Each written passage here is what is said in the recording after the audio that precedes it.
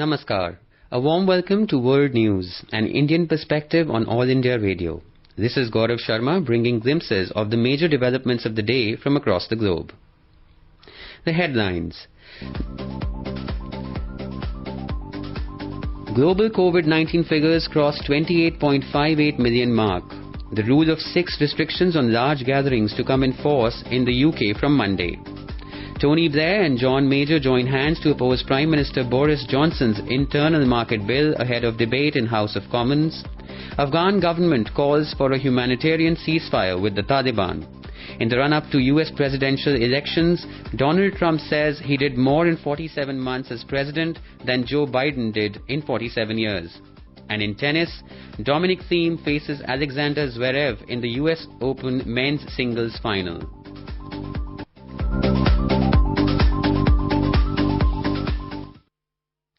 The scourge of COVID-19 continues to spread across the globe. The number of coronavirus-infected cases has crossed 28.58 million worldwide. The US and India have the largest number of cases, followed by Brazil. In India, over 3.7 million people have recovered from the infection so far. The national recovery rate has improved to 77.88%. Early identification, wide-scale testing, prompt and effective treatment have actively led to a high recovery rate in the country. The race to find a vaccine against COVID-19 is on.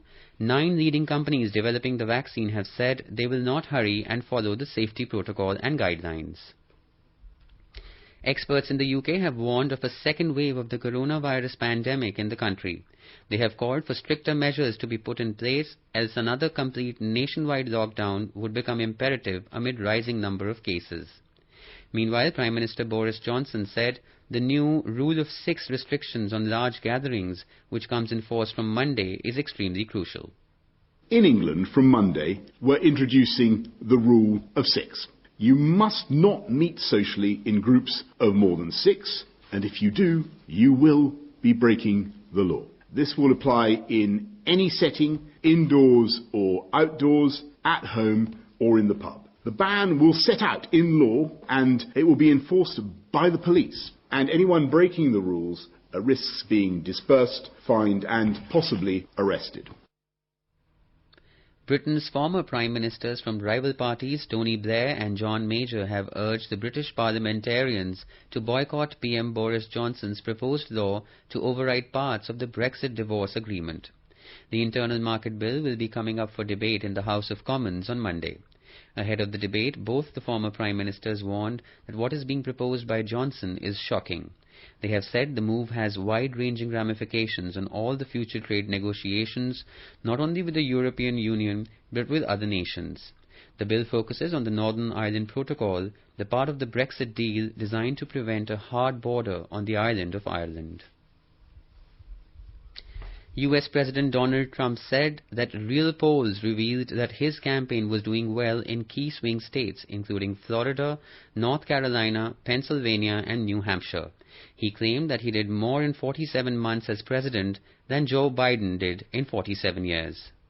I withdrew from last administration's disastrous Iran nuclear deal. We killed the founder and leader of ISIS, al-Baghdadi. We eliminated the world's #1 terrorist and mass murderer of American troops, Qasem Soleimani. He's dead. Biden voted for the Iraq war. He opposed the mission to take out Osama bin Laden. He opposed killing Soleimani. He oversaw the rise of ISIS. And he cheered the rise of China as a very positive development. Oh, really? Tell me about it. Not too positive. Joe Biden has been on the wrong side of history for 47 years. In fact, the Secretary of State, Secretary of Defense said about him, he's never called it right. While Joe Biden said that he would mobilize the talent, grit and innovation of the American people and the full power of the federal government to bolster American industrial and technological strength to ensure the future of America's workers. I spent a lot of time here in Michigan and Detroit working with you and Senator Stabenow and thinking every single day about the folks on the factory line busting their necks just trying to put food on the table. A lot of folks were all ready to count Detroit out, as well as the auto American industry to count it out. But I knew what Debbie knew. I've known always. It's never a good bet to bet against the American worker. So when we promised to stand with the American auto industry, we delivered. Mr. Biden told that if elected, his government is going to invest an additional $400 billion in purchasing American-made products and keep good-paying jobs at home. This is All India Radio giving you the world news.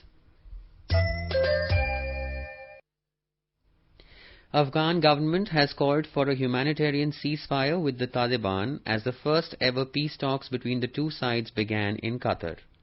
These are the first direct talks between the Taliban and the representatives of the Afghan government. The country's acting foreign minister, Mohammad Hanif Atmar, thanked India's unwavering support to the Afghan cause. In a tweet, he conveyed his sincere appreciation to India for reaffirming its support for peace and free will of the Afghan people. Meanwhile, the UN Secretary-General Antonio Guterres has hailed the move. I pay tribute to the resilience and courage of all Afghans. Their consistent calls for an end to violence and the chance to develop their own country underpin today's inaugural meeting. Afghans themselves must determine the content and nature of the negotiations. An inclusive peace process in which women, youth and victims of conflict are meaningfully represented offers the best hope of a sustainable solution. I urge the redoubling of efforts to protect civilians and to de-escalate the conflict in order to save lives and to create a conducive environment for the talks. The U.S. Deputy Secretary of State Stephen E. Biegun has underlined the importance of the international rules-based order to address increasing tensions and militarization in the South China Sea. He was speaking at the Foreign Ministers' meeting of the 27th ASEAN Regional Forum, ARF. The forum expressed concerns over the erosion of autonomy and human rights in Hong Kong. The meeting further advocated cessation of violence in Rakhine State and discussed the U.S. support for a path to lasting peace in the Korean Peninsula.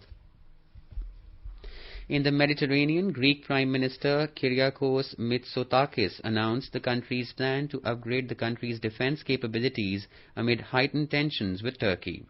Greece and Turkey have deployed naval and air force units to assert competing claims over energy rights in the eastern Mediterranean.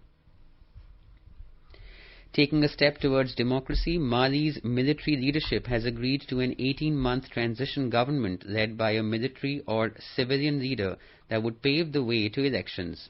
Earlier, the 15-nation West African Regional Bloc, ECOWAS, has warned the military leadership to designate a transitional civilian leader by the next week or face economic sanctions.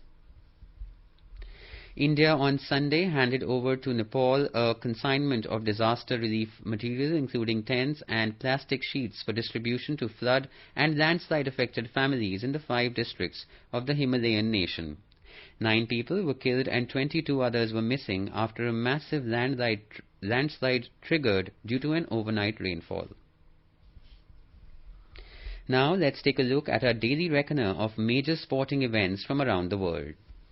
In the US Open men's singles final, Dominic Thiem will be taking on Alexander Zverev in some time from now. They are both chasing the first ever Grand Slam title in what promises to be a fiercely contested final. Earlier, Naomi Osaka came from behind and defeated Victoria Azarenka to claim the US Open women's singles finals. This is Osaka's second US Open title. In football, Liverpool defeated newly promoted club Leeds United 4-3 to kick off their 2020 Premier League campaign with a win. In cricket, the ICC on Sunday provisionally suspended UAE cricketers Amir Hayat and Ashfaq Ahmed on max fixing charges. The players have 14 days from 13 September to respond to the charges. This is Nishit Kumar from Sports Desk for AIR World News. India is celebrating the 150th birth anniversary of Mahatma Gandhi. Before we end, let us listen to his favorite bhajan, Vaishnav Jan, by a singer from Zimbabwe.